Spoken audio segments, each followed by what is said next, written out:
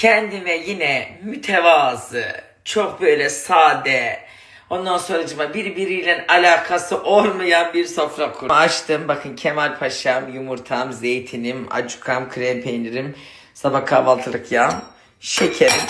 Bir de çayımı demledim. Bir sokum ekmeğimi de kolumun altına alıyorum. Sobamın başına götürüyorum. Çayımı da koydum oraya.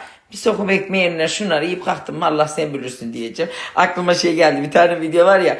Ya sabah bir domatesle bir biber koymuşum. Diyor ki ya olan var olmayan var. Bir adam da eğer ki bir domates alamıyorsa o adam ölsün bilsin diye bir tane amcanın videosu var ya.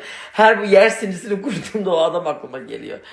Ay, yarım saatten fazladır şu bakır tavayı arıyorum. Gamze bunu götürmüş, tavalıkların içine değil çekmeceliğin içine koymuş. Allah'ım sen bana sabır ver. Bugün yapmamdaki asıl sebep yorulmam tabii ki de değildi. Yazmışlar ki Kadir Bey, siz iş yapmadan durur muydunuz? Yarın boyacı gelecek. Birkaç rütuşluk yer var. Şimdi ben iş yapsam o boyacının peşine bir daha iş yapacağım. O yüzden bugün böyle bir kendime nadasa yatırdım ki yarın daha kuvvetli bir temizlik yapayım. Ay meypare. Ne karışık şeymiş bu böyle Arap saçı gibi. Bir zamanlar güzel Maltepe'mizin güzel dizisi. Durup dururken iş çıkardın başımıza. Ne yapayım annem, çok güzel bir Şu an mahallenin muhtarları aynı bizim mahalle değil mi? Herkesin evi ayrı bir olay. Benim de çeyizim olacak değil mi babaanne? Hem de en alasında. Ya ben açarım.